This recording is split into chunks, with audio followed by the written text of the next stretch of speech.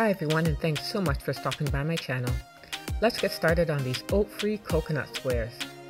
I'm adding 1 1/4 cup of almonds to my food processor, and now I'm adding 1 cup of pumpkin seeds. And this is 1/4 cup of sunflower seeds. This is half a cup of dates that I'm going to chop up. If you want the dates to be smaller, you can always pulse them in the food processor, but I like bigger chunks, so that's why I'm just going to hand chop them instead.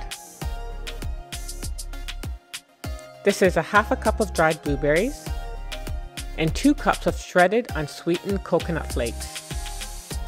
And I'm mixing everything together.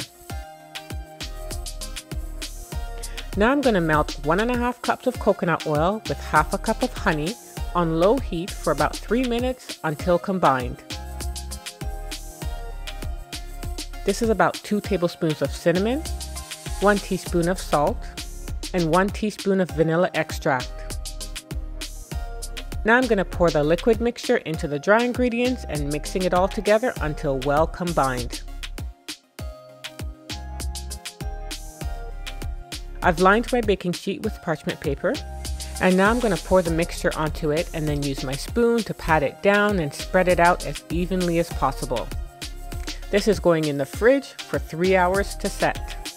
After 3 hours, I'm cutting the granola into squares.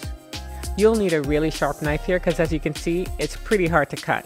And I keep them in the fridge to make sure that they keep their shape, since this is a no-bake recipe.